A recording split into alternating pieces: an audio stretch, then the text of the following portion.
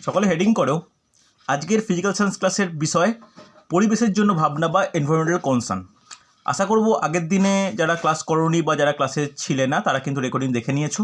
তো আগের ক্লাসে আমি শেষ করেছিলাম যেখানে কিন্তু ওজোন স্তর অর্থাৎ ওজোন স্তরে কীভাবে ছিদ্র হচ্ছে তার জন্য দায়ী global warming, greenhouse gas কার কতটা পার্সেন্ট দায়ী সেটা নিয়ে কিন্তু আলোচনা করেছিলাম। আজকে দ্বিতীয় ক্লাস হওয়ার মাধ্যমে কিন্তু এই এনভায়রনমেন্টাল কনসার্ন বা পরিবেশের জন্য ভাবনা ক্লাসটা পুরোপুরিভাবে শেষ করব। আজকের প্রথম টপিক হেডিং করো, খুব ইম্পর্টেন্ট, পরিচলন স্রোত। দেখো কিছুটা ভূগোল সম্পর্কিত কিন্তু ইভিএসের মধ্যে রয়েছে আমাদের। হেডিং করবে পরিচলন স্রোত। যাদের 11-12-এ ভূগোল ছিল বা গ্র্যাজুয়েশনে ভূগোল আছে তারা কিন্তু এই টার্মটা সম্বন্ধে পরিচিত। কাকে বলে পরিচলন স্রোত? ভালো করে শুনবে। পরিচলন স্রোত জানার আগে যেটা আমাদের জানা দরকার যে পরিচলন পদ্ধতিটা কি, কে বলতে পারে? বৈশাখীর বলা উচিত, আমি ক্লাসে করিয়েছিলাম তোমাদের। পরিচলন প্রক্রিয়া কাকে বলে? দেখো নাম মনে থাকলে বলে দিচ্ছি। যে বিশেষ প্রক্রিয়ায় তরল বা গ্যাসের উত্তপ্ত কণাগুলি উষ্ণতর থেকে শীতলতর অংশে স্থানান্তরিত হয় এবং এর মাধ্যমে তাপের যদি সঞ্চালন ঘটে তাকে বলা হয় পরিচালন বা কনভেকশন। ইংলিশ টার্মটাও লিখে নাও, যদিও তোমাদের এই পরীক্ষার জন্য ইংলিশ টার্মগুলো মনে রাখা সেই মতো দরকার নেই, আমি ফর নলেজের জন্য বলছি যে কনভেকশন মানে পরিচালন। তাহলে লিখে নাও, যে প্রক্রিয়ায়, কোশ্চেন আসে কিন্তু, যে প্রক্রিয়ায় তরল বা গ্যাসের উত্তপ্ত কণাগুলি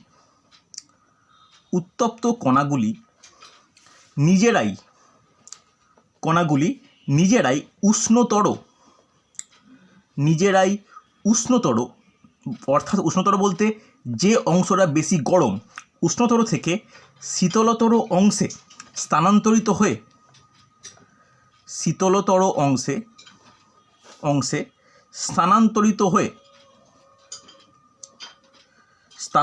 হয়ে তাপের সঞ্চালন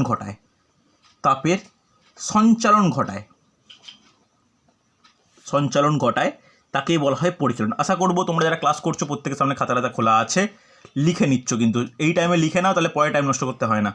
ওকে, তাহলে একে বলে পরিচালন। এরপরে যেটা গুরুত্বপূর্ণ যে পরিচালন স্রোত কি, ভালো করে শোনো। পরিচালন স্রোত বলতে কি, একটা জিনিস বুঝে নেওয়া দরকার যে এই যে উষ্ণতর থেকে শীতলতর যাচ্ছে, আবার যে জায়গাটা গ্যাপ তৈরি হচ্ছে সেখানে আবার শীতলতর যে একটা কণাগুলো ফিরে আসছে, সে আবার উষ্ণ হয়ে যাচ্ছে। তাহলে এই শীতল উষ্ণ একটা চক্রাকার স্রোত তৈরি হয়। যেই স্রোতটাকে কি বলা হয়? পরিচালন স্রোত। ওকে, জাস্ট একটা পয়েন্ট করে লিখে রাখো, খুব গুরুত্বপূর্ণ। লিখে রাখো, পরিচালনের ফলে বায়ুমণ্ডলে যে উলম্ব চক্রাকার স্রোতের সৃষ্টি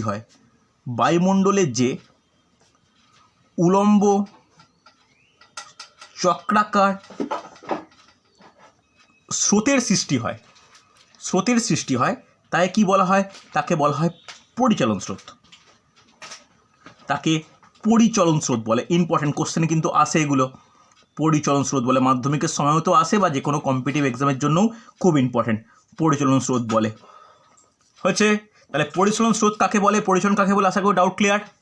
এবার যেটা আমার জানার দরকার যে কিছু কোশ্চেন আসে এই পরিচলন স্রোত থেকে। যারা তোমাদের জায়গায় যাদের ফিজিক্যাল সায়েন্স মাধ্যমিকের বই আছে দেখবে পরিচলন স্রোতের মধ্যে এইটুকু পাঠই দেওয়া আছে, এছাড়া কিন্তু কিছু দেওয়া নেই। কিন্তু আমাদের এটা ছাড়াও আলাদা কিছু আমাদের টপিকগুলো পড়ে রাখতে হবে। কি টপিক? ফার্স্ট নোট ডাউন করো, চ্যাপম্যান সাইকেল। আশা করি প্রত্যেকে নোট ডাউন করেছো এতটা পর্যন্ত। নেক্সট নোট ডাউন করবে Chapman cycle. What do mean by Chapman cycle? Chapman cycle কি আমাদের কিন্তু জেনে নেওয়া দরকার, প্রয়োজন, খুব গুরুত্বপূর্ণ, কম্পিটিটিভ এক্সামে খুব ইম্পর্টেন্ট। ভালো করে শুনবে। আমরা ওজোনোস্ফিয়ার সময় জেনেছি। কেউ বলতে পারবে আগের দিনের টপিক ওজোনোস্ফিয়ার কোন স্তরের মধ্যে পড়ছে? বলো, কে বলতে পারে? ওজোনোস্ফিয়ার স্ট্র্যাটোস্ফিয়ারের অংশ, একদমই তাই, স্ট্র্যাটোস্ফিয়ারের অংশ। তাহলে স্ট্র্যাটোস্ফিয়ারের অন্তর্গত ওজোন গ্যাসের যে সৃষ্টি ও বিনাশ যে চক্রাকার পদ্ধতি সম্পন্ন হয়, এই চক্রাকার পদ্ধতি সায়েন্টিস্ট সিডনি চ্যাপম্যানের নাম অনুসারে চ্যাপম্যান সাইকেল বলা হচ্ছে। ওকে, নোট ডাউন করে নাও আরেকবার যে স্ট্র্যাটোস্ফিয়ারের স্ট্র্যাটোস্ফিয়ারের অন্তর্গত ওজোন স্তরের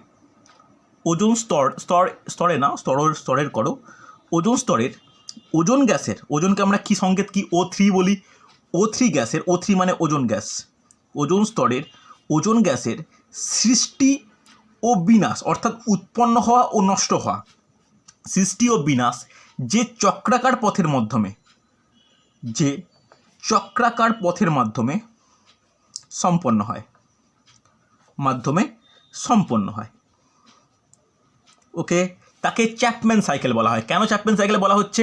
1930 সালে সায়েন্টিস্ট সিডনি চ্যাপম্যান, আমি লেখাচ্ছি না, তোমরা নোট ডাউন করে নিতে পারো, যে 1930 সালে সায়েন্টিস্ট সিডনি চ্যাপম্যান এই ওজোনের সৃষ্টি ও ধ্বংসের প্রক্রিয়াটি প্রথম আবিষ্কার করেন বলে এই সাইকেলটাকে বলা হচ্ছে চ্যাপম্যান সাইকেল। ওকে, হ্যাঁ কি না? কোনো অসুবিধা থাকলে বলবে আমাকে। চলো নেক্সট যে আমাদের জিনিস জানার দরকার, বা নেক্সট আমাদের যেটা টপিক এই স্রোত সম্পর্কে, নোট ডাউন করে নাও। পিএসসি, দেখো PSC that means not public service commission, PSC লিখে রাখো পোলার স্ট্র্যাটোস্ফেরিক ক্লাউড, এটা কিন্তু খুব গুরুত্বপূর্ণ, নোট ডাউন করো। পোলার স্ট্র্যাটোস্ফেরিক ক্লাউড,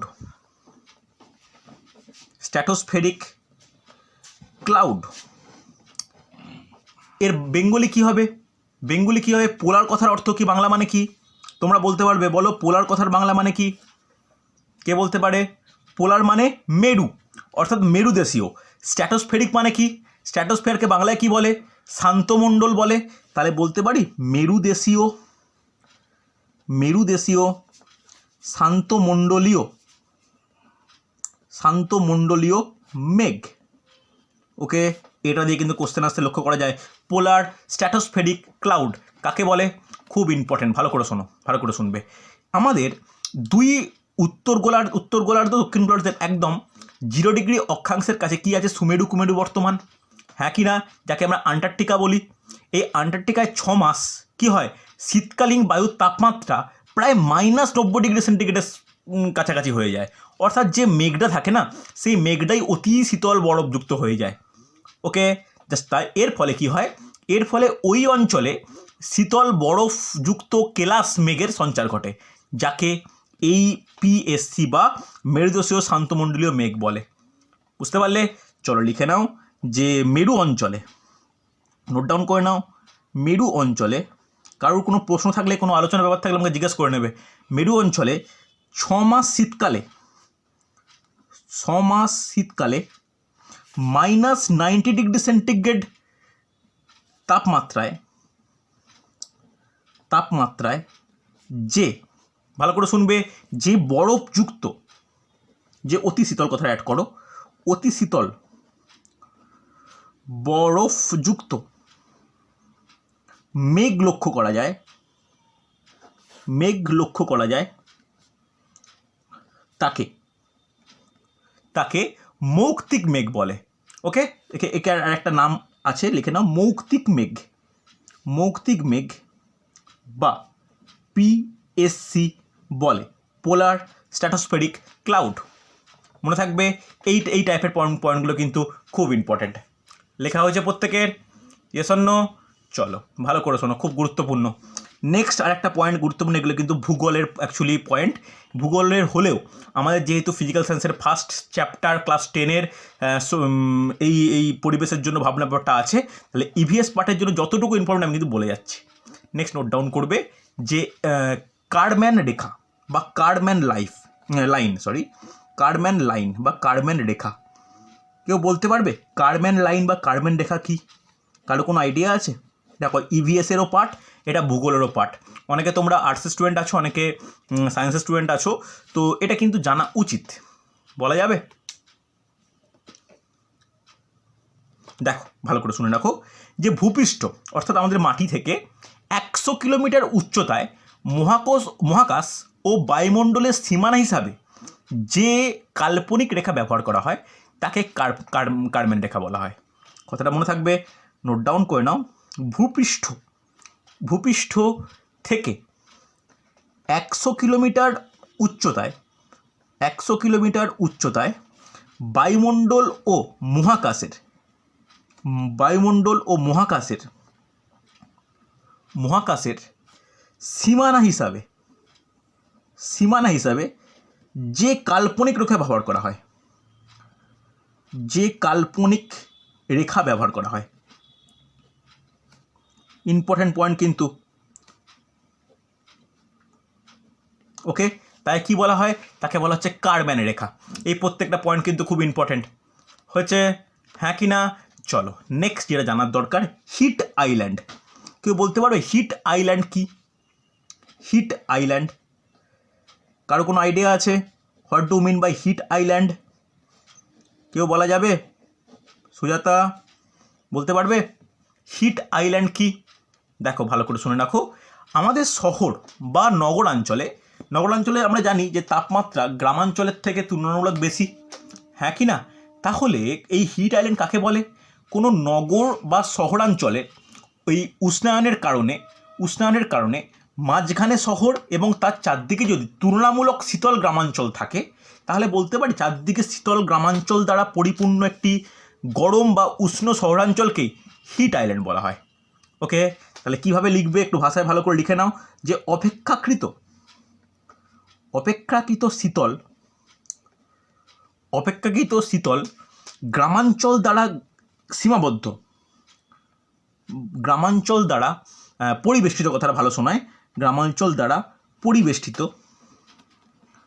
পরিবেষ্টিত উষ্ণ শহরাঞ্চলকে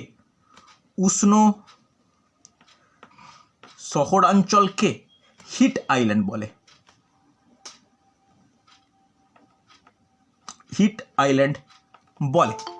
হচ্ছে খুব ইম্পর্টেন্ট কিন্তু, হিট আইল্যান্ড বলে।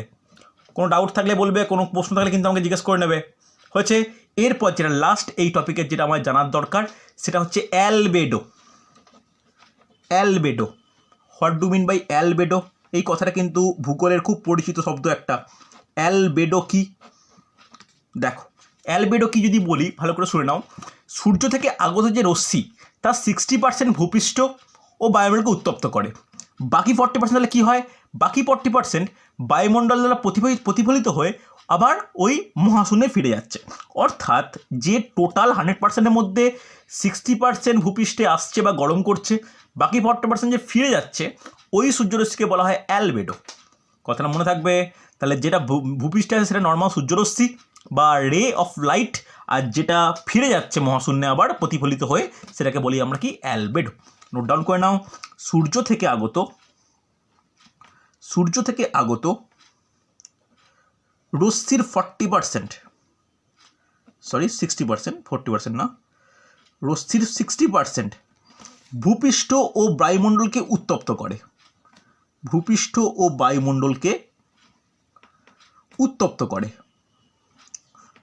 উত্তপ্ত করে। তাহলে বাকি কত পার্সেন্ট থাকবে? বাকি তোমার 40%। তাহলে বাকি 40% বায়ুমণ্ডলে প্রতিহত হয়ে মহাশূন্যে ফিরে যায়।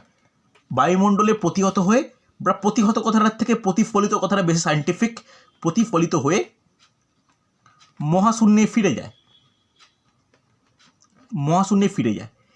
এই 40% যে রশ্মি যেটা ফিরে যাচ্ছে, এটাকেই বলা হয় অ্যালবেডো। ওকে, লিখে নাও 40% এই সূর্যরশ্মিকে অ্যালবেডো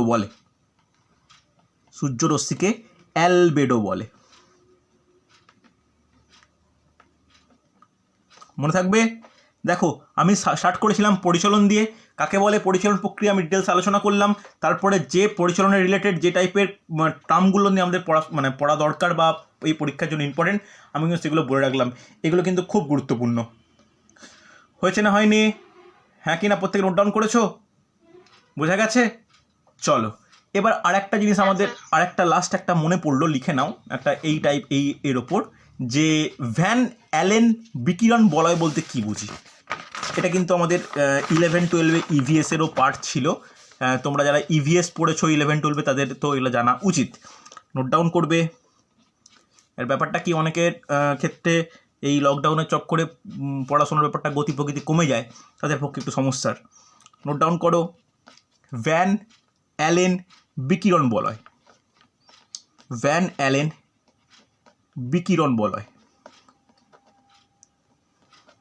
ওকে, এটা বলতে কি বুঝি চল তাহলে একটু আগের ক্লাসের পড়া একটু আলোচনা করা যাক। দেখো, সবচেয়ে উচ্চতম স্তরের নাম কি, বা বায়ুমণ্ডলের সর্বোচ্চ স্তরের নাম কি? আগের দিন আমি লিখিয়েছিলাম, কে বলবে? এক্সোস্ফিয়ারের ওপরে কিছু আছে, এক্সোস্ফিয়ারের ওপরে কিছু আছে, বলো, বলেছিলাম কিন্তু আমি, ম্যাগনেটোস্ফিয়ার, একদমই তাই। তাহলে বায়ুমণ্ডলের সর্বোচ্চ স্তর কি? ম্যাগনেটোস্ফিয়ার।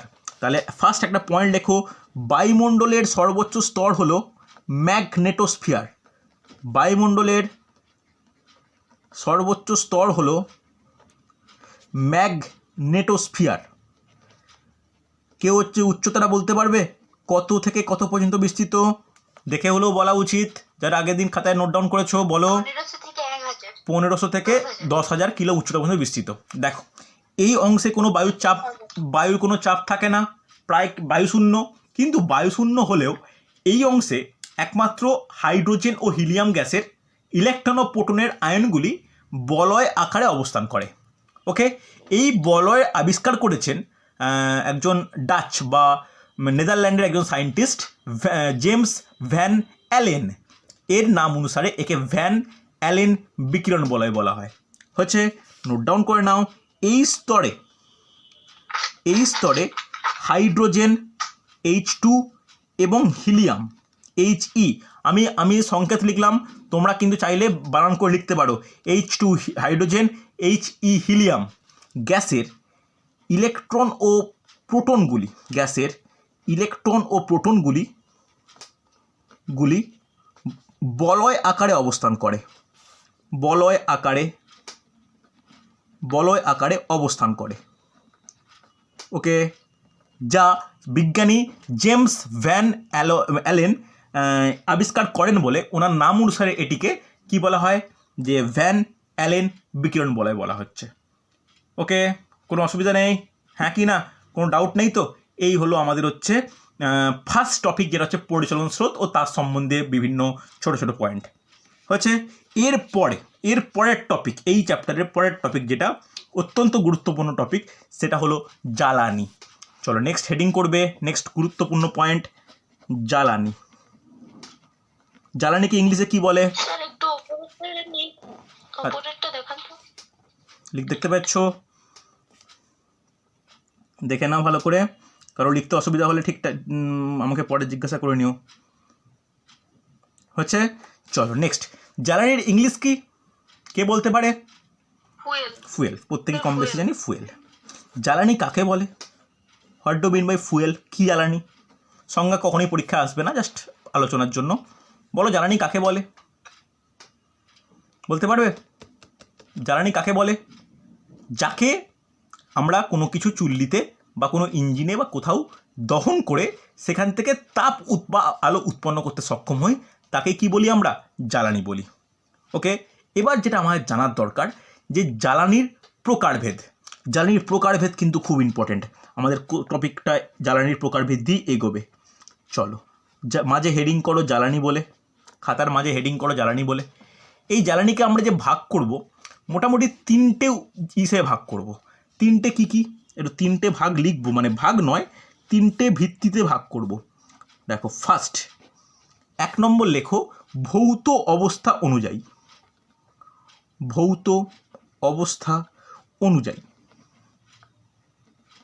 ওকে, সেকেন্ড আমরা ভাগ করব যে উপাদানের উপস্থিতি অনুযায়ী।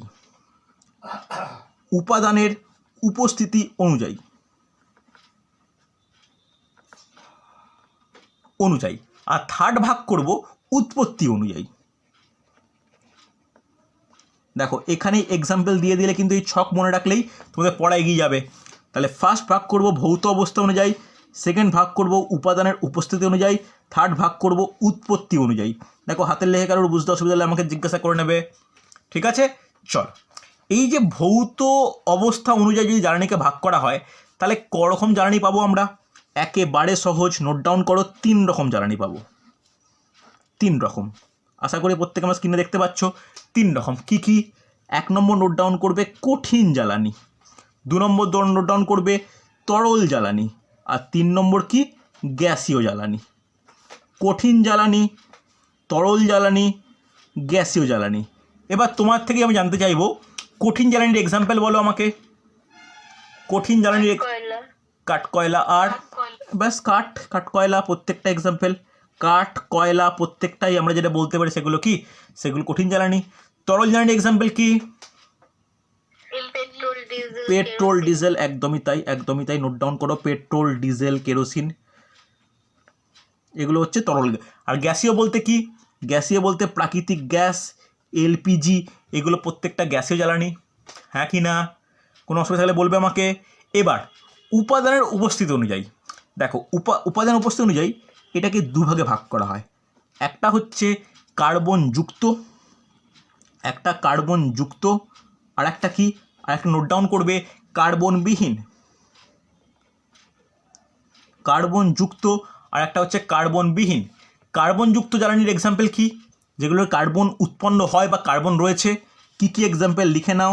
কাঠ, কয়লা, পেট্রোলিয়াম, যে কোনো পেট্রোলিয়াম,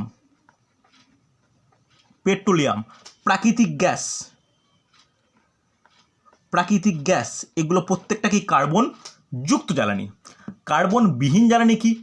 লিখে নাও, কার্বনবিহীন এক্সাম্পল কোশ্চেনে পরীক্ষায় দেয় কিন্তু। কার্বন যুক্ত আর কার্বনবিহীন, কার্বন যুক্তর এক্সাম্পল সহজ, বিহীন লিখে নাও হাইড্রোজেন গ্যাসে কিন্তু উত্তম জ্বালানি। হ্যাঁ কি না? বা লিখে নাও যে কোনো তেজস্ক্রিয় জ্বালানি, ওকে। এগুলো কি?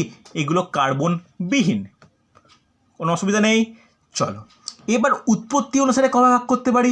উৎপত্তি অনুসারে ভাগ করে যায় দুভাবে। দেখো আশা করি স্ক্রিনে প্রত্যেকে দেখতে পাচ্ছ, দুভাগে। একটা কি প্রাকৃতিক আর একটা কি কৃত্রিম বা আর্টিফিশিয়াল। একটা ন্যাচারাল আর একটা আর্টিফিশিয়াল, ওকে। একটা প্রাকৃতিক আর একটা কৃত্রিম। প্রাকৃতিকের এক্সাম্পল কি? প্রাকৃতিকের আমরা জানি অরণ্য থেকে কাঠ, কয়লা, হ্যাঁ কি না, পেট্রোলিয়াম, প্রাকৃতিক গ্যাস আমি লেখাচ্ছি না, যেগুলো প্রকৃতিতে পাওয়া যাচ্ছে দ্যাট ইজ প্রাকৃতিক। হ্যাঁ কি না? কিন্তু যেগুলো কৃত্রিম বলে কোনগুলো? কৃত্রিম যেগুলো হয়, যেগুলো পরবর্তীকালে কিছুটা প্রসেসিং করা হয়, যেমন কেরোসিন, ওয়াটার গ্যাস, চারকোল, এগুলো প্রত্যেকটা কি, এগুলো কোনো কিছু প্রসেসিংয়ের পর আমরা প্রাপ্ত হই বা পাই, তাই এগুলো কী বলে? এগুলোকে বলে কৃত্রিম। হ্যাঁ কি না? তাহলে স্ক্রিনে যেগুলো তোমরা দেখতে পাচ্ছ এইগুলো আমার জ্বালানির শ্রেণীবিভাগ। কোনো ডাউট থাকলে, কোনো সমস্যা হলে বলো আমাকে। আরেকবার বলে দিই আমি যে 3 ভাগে ভাগ করা যায়। ভৌত অবস্থার ভিত্তিতে তাকে 3 ভাগে, কঠিন তরল গ্যাস, উপাদানের ভিত্তিতে কার্বনযুক্ত কার্বনবিহীন, উৎপত্তির ভিত্তিতে প্রাকৃতিক আর কৃত্রিম। কোনো অসুবিধা থাকলে বলবে আমাকে। ইয়েস অর নো রেসপন্স করো। হয়েছে না হয়নি? প্রত্যেকে নোট ডাউন করেছো? ইয়েস অর নো করা হয়েছে? এইগুলো কিন্তু খুব ইম্পর্টেন্ট। দেখো এই পয়েন্টগুলো ভালো করে শোনো, এই পয়েন্টগুলো এক্সাম্পল বা বিভিন্ন কোনটি কার্বনমুক্ত জ্বালানি নয়, বা কোনটা নিচের কোনটি কার্বনবিহীন জ্বালানি, এই টাইপের কোশ্চেনগুলো কিন্তু খুব আসে। বুঝতে পারলে? এই টাইপের কোশ্চেনগুলো আমাদের ভালো করে দেখে নিতে হবে, যাতে এই টপিকটার থেকে কোনো কোশ্চেন ডাউট না থাকে যায়। বুঝতে পারলে? চলো নেক্সট, যেটা জ্বালানির সঙ্গে সঙ্গে যেটা আমাদের জানার প্রয়োজন, যাকে বলি আমরা ক্যালোরিফিক ভ্যালু বা তাপন মূল্য। নেক্সট হেডিং করবে তাপন মূল্য, যাকে ইংলিশে বলা হয় ক্যালোরিফিক ভ্যালু। কাকে বলা হয় তাপন মূল্য? জানা উচিত। বলো কেউ একজন, শুনি। কেউ একজন বলবে তাপন মূল্য বা ক্যালোরিফিক ভ্যালু কি? তাড়াতাড়ি বলো শোনো। হ্যাঁ এটা তো বুঝলাম, কিন্তু তোমরা কি আর একটা কম্পিটিটিভ এক্সাম দেবে এরকম বলবে? একটা পরিমাণ দিয়ে বলা উচিত যে 1 কেজি ভরের কোনো কঠিন বা তরল জ্বালানি বা কোনো গ্যাসীয় জ্বালানি সম্পূর্ণ দহনের ফলে যতটুকু তাপ উৎপন্ন হয়, তাপ বলতে তাপ শক্তি উৎপন্ন হয়, তাই কি বলে? তাকে ওই জ্বালানির কি বলবো? তাপন মূল্য বলবো। হ্যাঁ কি না? গেছে বোঝা? কোনো ডাউট থাকলে বলবে। নোট ডাউন করে নাও। 1 কেজি ভরের কোনো কঠিন বা তরল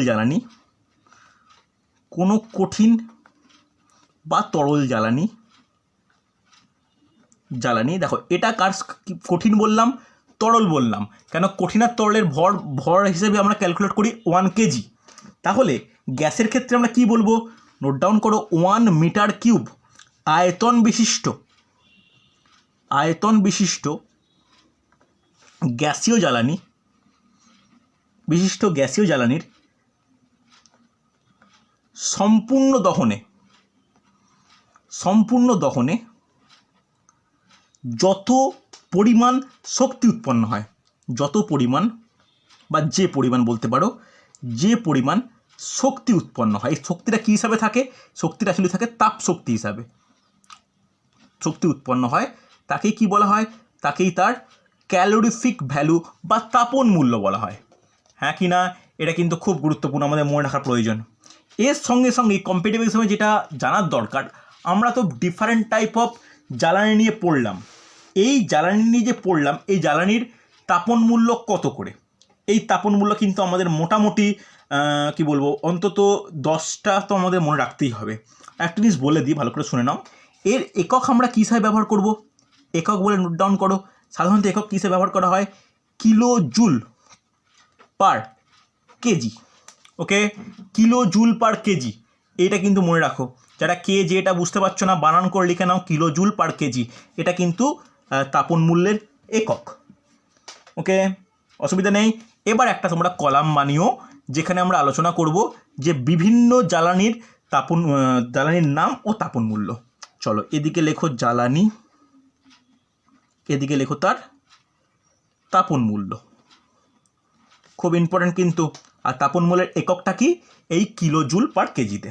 ফার্স্ট, কয়লা, খুব গুরুত্বপূর্ণ জ্বালানি। কয়লা বলতে আমরা 4 প্রকার কয়লা জানি, কি কি, অ্যান্থ্রাসাইট, বিটুমিনাস, লিগনাইন, পিট। আমি কোনো আলাদা করছি না, প্রত্যেকটা তো পার্থক্য হবেই।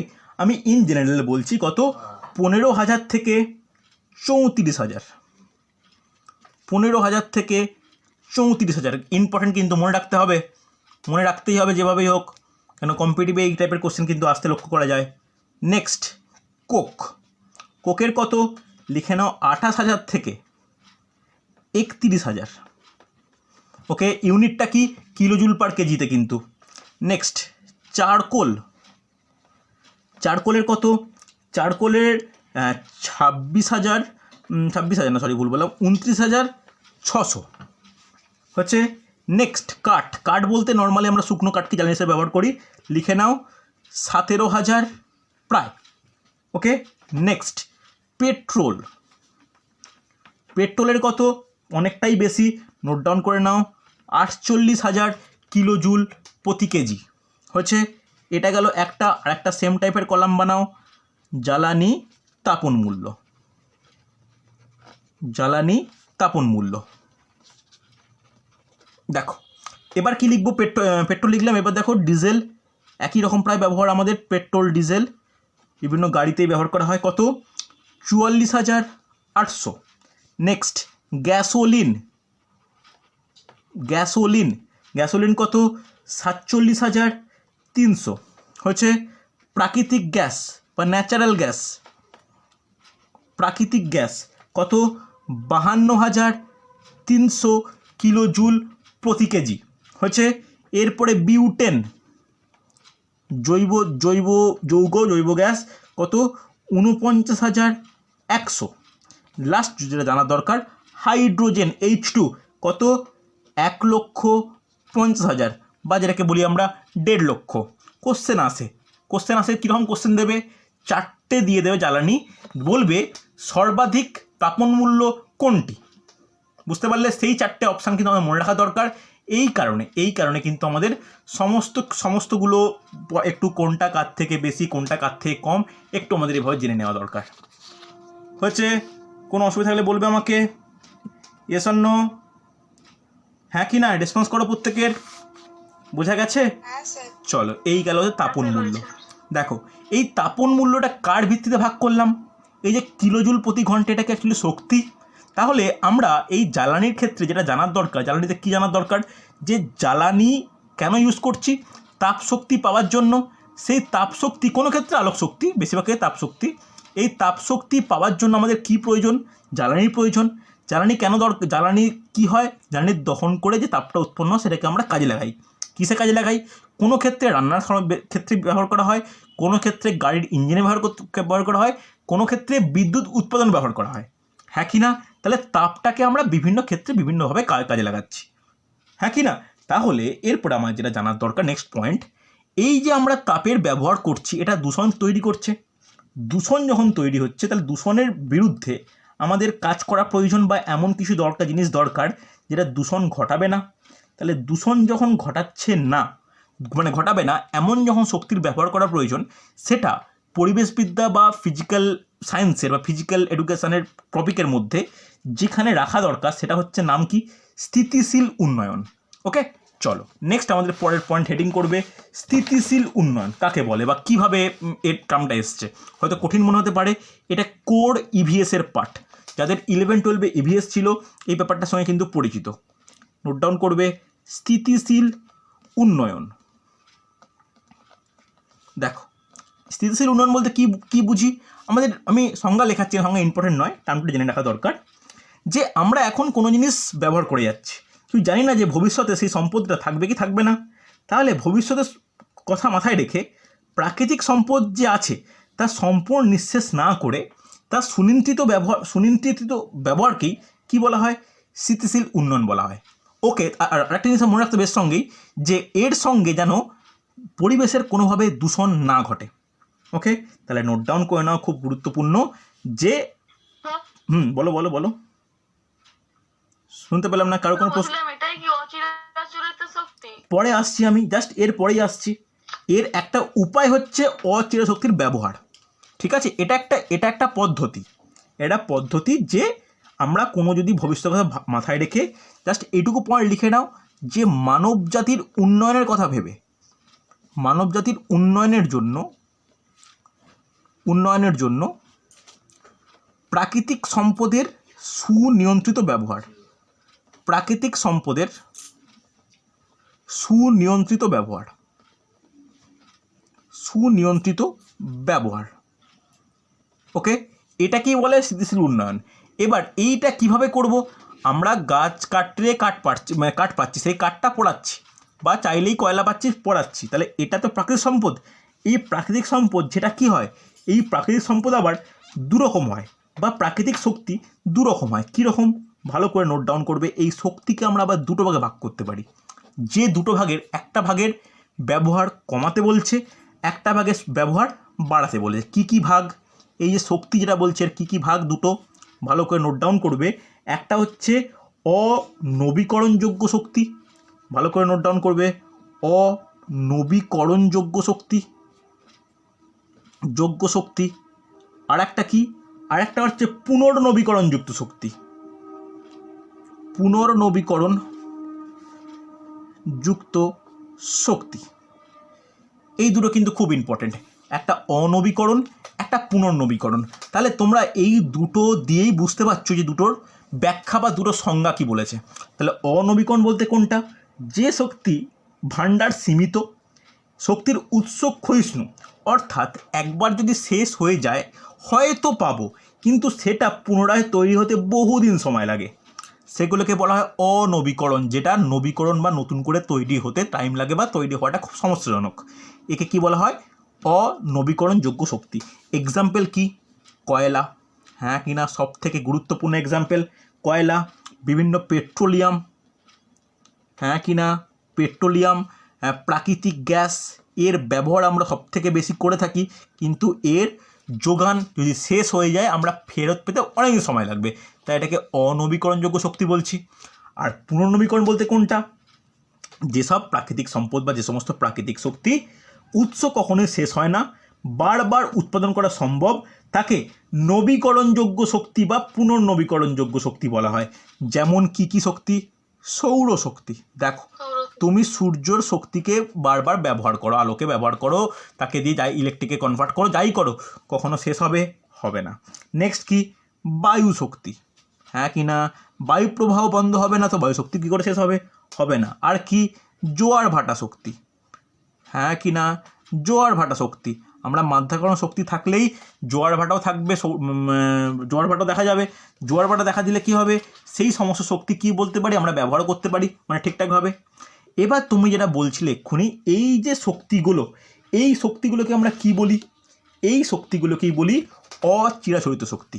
জাস্ট একটু পয়েন্ট করে স্টার দাও, স্টার দিয়ে লেখো, এইগুলোকেই বলা হয় অচিরাচরিত শক্তি। আমরা এই অচিরাচরিত কেন বলছি? মানে এগুলো ট্র্যাডিশনাল শক্তি নয়, বর্তমানের ব্যবহার হচ্ছে। বিভিন্ন স্কুল কলেজে যাও, প্রত্যেকটা স্কুল কলেজের ছাদে কিন্তু এখন সোলার প্লেট লাগানো হচ্ছে যাতে কারেন্টের ব্যবহার কম হয়। এটা কিন্তু সরকার থেকেই সাহায্য করা হচ্ছে, এটা কিন্তু ইম্পর্ট্যান্ট। বোঝা গেল? কোনো অসুবিধা থাকলে বলবে আমাকে, হ্যাঁ কি না? এই হচ্ছে আমাদের শক্তির বিভিন্ন ভাগ বা শক্তির বিভিন্ন কি বলবো, মানে ভাগ বলো বা বিভিন্ন ব্যাপার, মানে একটা চিরাচরিত অচিরাচরিত পার্থক্য, যেটা একটা উৎপন্ন করা সম্ভব, একটার কোনো শেষ হওয়ার কোনো সম্ভাবনাই নেই, আমরা যত ইচ্ছা ব্যবহার করতে পারি। আর দেখা যাচ্ছে এই সমস্ত ক্ষেত্রে বা অচিরাচরিত শক্তির ক্ষেত্রে দূষণের মাত্রাও কিন্তু অনেকটাই কম হচ্ছে। আর কোনো সমস্যা আশা করি হওয়ার কথা নয়। চলো, এরপরে আমাদের একটু কিছু কিছু জিনিস জেনে নেওয়া দরকার, কিছু কিছু পয়েন্ট, মানে ক্লাস প্রায় শেষের দিকে কয়েকটা পয়েন্ট এই শক্তি সময় জানার দরকার, খুব গুরুত্বপূর্ণ। যেমন ফার্স্ট নোট ডাউন করবে fire ice. First note down করবে ফায়ার আইস। বলতে পারবে কাকে বলা হয় ফায়ার আইস? কাকে বলা হয় ফায়ার আইস? খুব ইম্পর্টেন্ট কি কোশ্চেন কিন্তু, কাকে বলা হচ্ছে ফায়ার আইস? লিখে নাও যে মিথেন গ্যাস প্রকৃতিতে দাহ্য হওয়ায় বরফের মতো দেখতে মিথেন হাইড্রেট কেলাস আগুনের সংস্পর্শে আসলে জ্বলতে থাকে। ওকে, ভালো করে শুনবে, একে বলা হয় ফায়ার আইস। নোট ডাউন করবে যে মিথেন গ্যাস, মিথেন গ্যাস সংকেত কি? CH4। মিথেন গ্যাস প্রকৃতিতে দাহ্য হওয়ায়, প্রকৃতিতে দাহ্য হওয়ায় বরফের মতো দেখতে, বরফের মতো দেখতে methane hydrate, methane hydrate, hydrate আনলাইন করে রাখো, কেন এটাকেই ফায়ার আইস বলা হচ্ছে। মিথেন হাইড্রেট আগুনের সংস্পর্শে এলে, আগুনের সংস্পর্শে এলে জ্বলতে থাকে, জ্বলতে থাকে। ওকে, তাই এই মিথেন হাইড্রেটকে কি বলা হয়? ফায়ার আইস বলা হয়। কোনো অসুবিধা নেই, হ্যাঁ কি না? কোনো ডাউট থাকলে বা কোনো সমস্যা থাকলে বলবে আমাকে, ইয়েস অর নো, হয়েছে না হয়নি? চলো দেখো, নেক্সট যেটা জানার দরকার, সুইট গ্যাস। কেউ বলতে পারবে এটা সুইট গ্যাস কাকে বলে? সুইট গ্যাস কাকে বলে? কারো কোনো আইডিয়া? জিকের প্রশ্ন বা সায়েন্সের প্রশ্ন, যেটাই মনে করতে পারো, সুইট গ্যাস কি? সুইট গ্যাস কি বলা যাবে? দেখো ভালো করে শোনো, আমরা কয়লা খনিতে যারা খনিজ শ্রমিকরা নামে, তারা আলো হিসাবে বা জ্বালানি হিসাবে কী ব্যবহার করে বলতে পারবে? কয়লা খনিতে জ্বালানি হিসাবে কী ব্যবহার করা হয়? এটা কিন্তু প্রশ্ন। দেখো, কয়লা খনিতে জ্বালানি হিসাবে মিথেন ব্যবহার করা হয়, কারণ মিথেন হচ্ছে প্রকৃতিতে সেভাবে কোনো, মানে প্রকৃতিতে বা কোনো প্রাকৃতিক উৎসে সেই মতো ক্ষতি করে না, এবং অবাঞ্ছিত প্রভাবে এই গ্যাস তৈরিও হয় না। তাই মিথেনকেই কি বলা হয়? মিথেনকেই সুইট গ্যাস বলা হয়। ওকে, মিথেনকেই সুইট গ্যাস বলে। ওকে, খুব ইম্পর্টেন্ট কিন্তু, মিথেনকেই সুইট গ্যাস বলা হয়। নোট ডাউন করেছো প্রত্যেকে?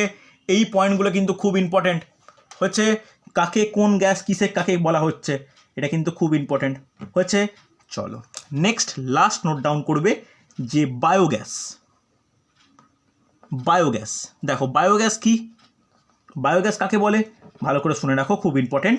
যে বায়োগ্যাস হলো, বায়োগ্যাসের উপাদান কি কি? বায়োগ্যাসের মেন উপাদান হচ্ছে 50%, 50 to 80% কী বর্তমান? 50 to 80% মিথেন বর্তমান, হ্যাঁ কি না? এর সঙ্গে কি, এছাড়া মিথেনের সঙ্গেও কার্বন ডাইঅক্সাইড H2S এর মিশ্রণকে বলা হয় বায়োগ্যাস। কোনো অসুবিধা নেই, ঠিক আছে? এই বায়োগ্যাসের আর একটা এক্সট্রা নামও আছে, যাকে বলা হয় গোবর গ্যাস। মনে থাকবে, এই বায়োগ্যাস আর গোবর গ্যাস দুটো কিন্তু সেম জিনিস হচ্ছে, হ্যাঁ কি না? কোনো ডাউট থাকলে বা কোনো কিছু সমস্যা থাকলে আমাকে বলবে। এগুলো কিন্তু খুব ইম্পর্টেন্ট, বলো বোঝা গেছে না যায়নি, হ্যাঁ কি না? এগুলো কিন্তু পরীক্ষায় আসে হচ্ছে।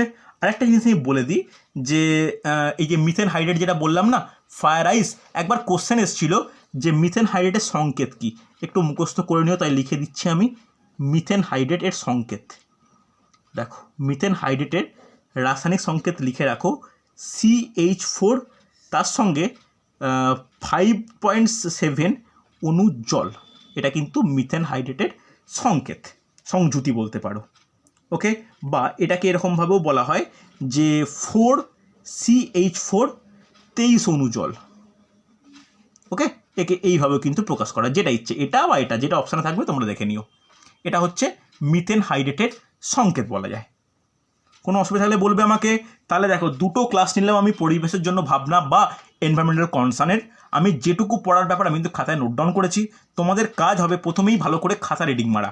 আমি যেটা খাতায় লেখাচ্ছি ফিজিক্যাল সায়েন্স আলাদা খাতা বানিয়েও খাতায় রিডিং মেরো, দেখো কোনো জিনিসের কোনো টপিক কিন্তু কোনো অসুবিধা থাকবে না।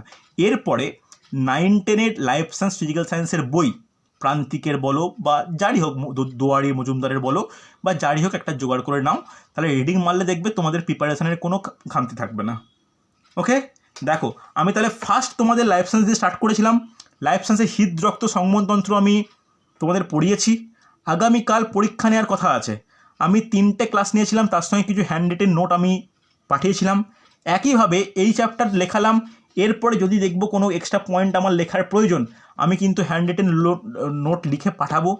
এই দুটো ক্লাস নেওয়ার পরে পরিবেশের জন্য ভাবনা থার্ড ক্লাসটাও আমি আর হ্যান্ড রিটেন নোটের মাধ্যমে তোমাদেরকে পাঠিয়ে দেবো, তোমরা নোট করে নাও।